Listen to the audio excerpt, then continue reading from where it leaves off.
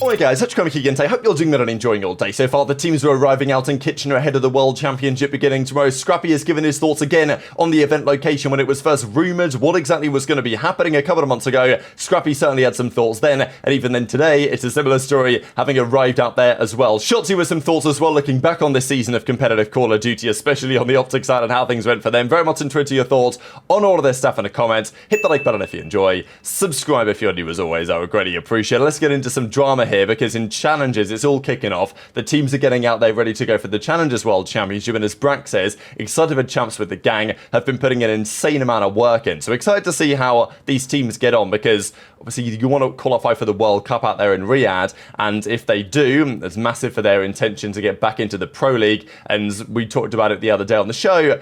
Donny Temp said that Brack, he thinks, is definitely a player that he would be looking to pick up with, like, just the consistency that he's shown in recent times.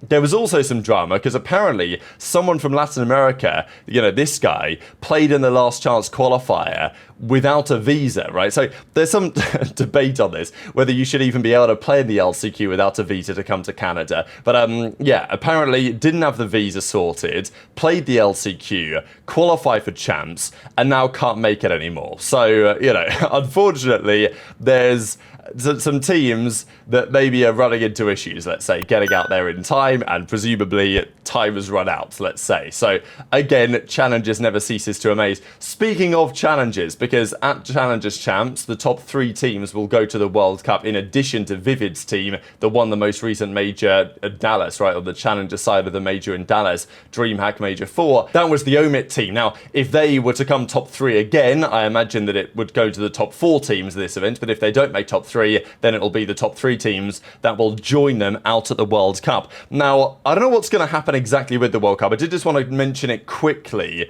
because it could be a very different story in several weeks' time. I think that's very plausible, because let's just say there is some unrest in that region as it stands, and, you know, obviously people are thinking about what implications that could have. Now, of course, Iran is not Saudi Arabia, but it's not a million miles away, and there was talk that there are obviously big events in Saudi that are still going ahead as it stands, and I don't expect them to cancel the World Cup, but I do think that there's a possibility that some things could even be delayed or moved around depending on the situation. There was a little talk here about apparently if you're flying through Qatar, that can cause issues because civilian flights are getting cancelled and stuff like this. So it's not necessarily like they couldn't run the event without, you know, danger or whatever. It's more like, can you get in the country? Can you get the fans there? Can you get the players there? And how's that going to look? Because the World Cup is due to start very, very shortly. COD is at the end of July in, like, it's maybe week 4 or whatever it is, week 4 or 5. Valorant is in just a couple of weeks' time, shortly after it all gets underway. So, you know, who knows what the future's going to look like on that? But I just wanted to mention it, right? Because it's obviously been a talking point to say, well, is EWC going to be going ahead as plans? I'm sure that it will happen, and I'm very confident that it will happen as intended, but who knows, right? Like, things in this world can change rather quickly. Oh, quickly on aBeZy, dropped another vlog, 2 days until COD Champs. Everything, obviously it means everything for these guys to try and get the 3rd ring on the board, but it has been a big conversation. If Simp and aBeZy get their 3rd ring, where do they stand all time? Now, I'm still pretty adamant that it doesn't really change things in terms of the GOAT debate. Like, I don't think Simp is in the GOAT debate yet with this win, and I'm going to stand on business on that, but he's not far away. Like, Simp, I would maybe put him 4th, possibly 3rd. If he wins this event, aBeZy will be a few places behind him on the rankings. The reason why, like, I don't think that Simp can be the GOAT yet is just in terms of execution. Like, if you look at the tournaments that Simp has played in, the record in finals, the ability to just convert event in, event out again and again. And I know that it's different eras we're comparing here, but, you know, to me, it's not quite there yet.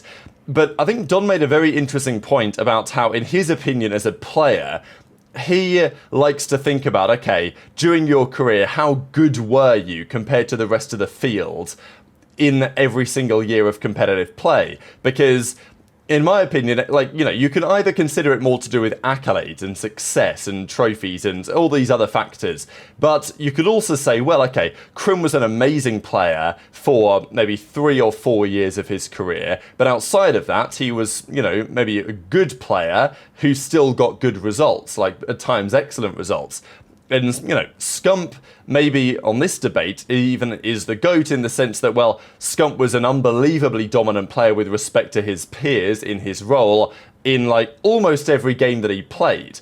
So Don's argument is that, well, Simp has been, pretty much since coming in, a top 3 to top 5 player every single title that he's played. And you can't say that about many, if really anyone. So, like, Don's basing it more on that perspective, and I think it is an interesting perspective to say, well, look, if you're basically one of the very best players in the game in all these different Call of Duties over the last, you know, 6-7 years, and you've got the championships and the accolades and the 3 rings all on land to back it up, then you can make the argument, right, that Simp as a player was better than Kremp in terms of, like, ability over his career, which maybe is fair, but I don't, you know, to me that doesn't paint the full picture of it. But I understand why, from like a player's perspective, that's very valuable, because Don says that in his opinion, he thinks he was a top 5 player in Black Ops 4, and I think he thinks he was maybe a top 10 player in a game a couple of years later.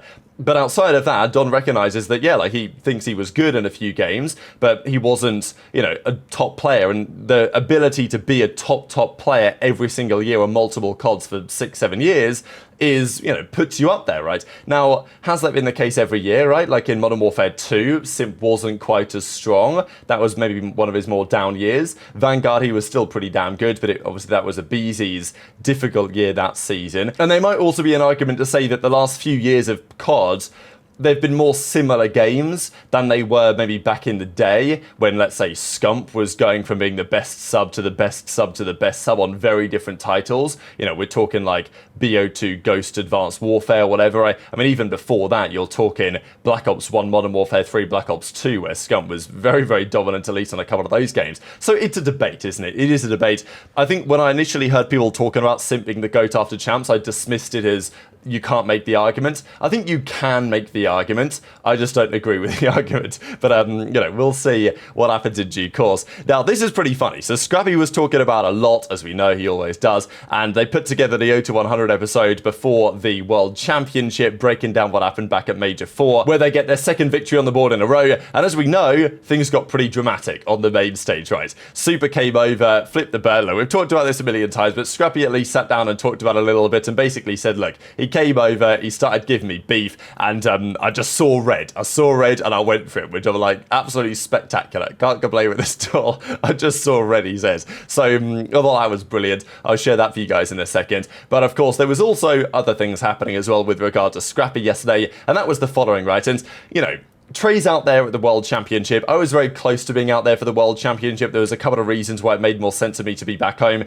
At the end of the day, it was actually a really difficult decision because I was out there in Montreal for the Canadian Grand Prix, and it was like a long time to be out there, 2 weekends after that to stay for the World Championship, and there was a few factors that just made, you know, like personally really, that just made more sense to me to come back. Now, if it was in Toronto or if it was in another city, like let's say the scales there would have probably been balanced in a different way. And I'm kind of, you know, sad that I'm not going to be at champs, but it is what it is, really. And so Ben J's going to be on the couch. They're actually doing like a crossover watch party here. So it's going to be Ben J, Trey, Aroma, and Gersh. And, you know, I'm sure they're going to have guests on and stuff as well. And actually, there's me in the background there.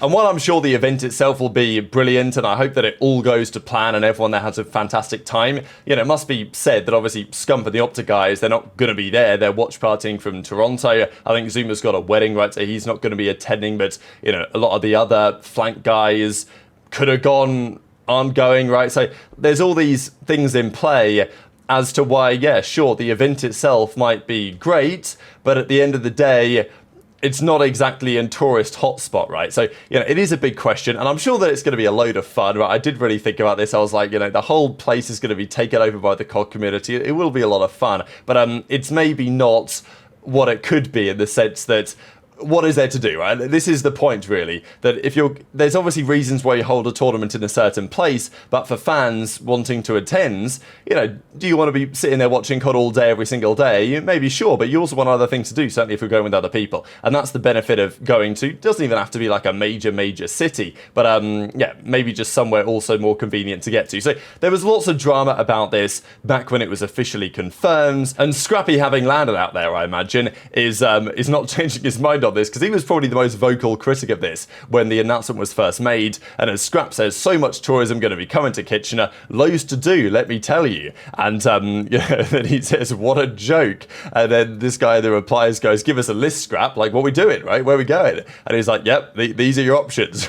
So this is how it's going to be. So yeah, enjoy your thoughts on that in the comments. I'll share that clip from Scrap. I'll also share another interesting clip here from Shotzzy when he's talking about the state of the game chat episode and the frustrations really maybe with the way that OpTic seasons went and how that might look going into this event in Kitchener. We didn't win, so it is what it is. And then after the match, you know, see a guy walking over me, flipping me off the bird. So I'm like, fuck this, dude.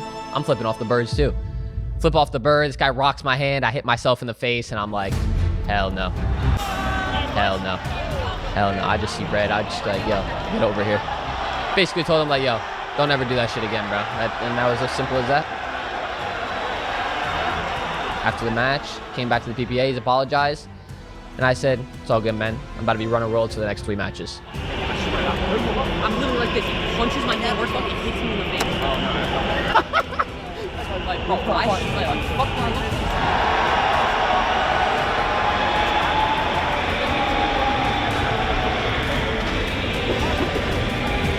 Troy. She said pick bands at 350. Lock the fuck in. Get up. For you, Shotzzy.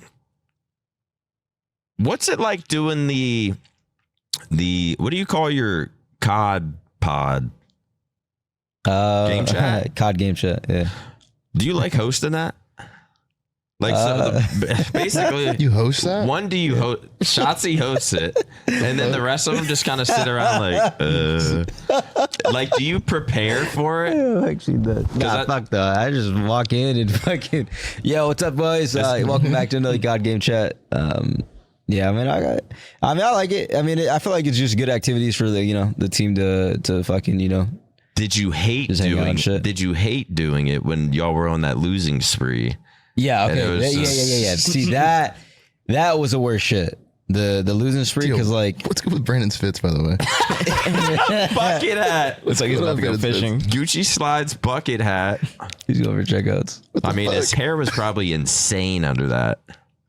Nah, because like the COD, like, so whenever we had that insane streak, I was like, on the podcast, like, we just had to talk, obviously, right? And like the fans know, like, all right, like, what the fuck is happening wrong with the camp? And it's one thing like telling them like, yo, we need to do this and this was what's wrong.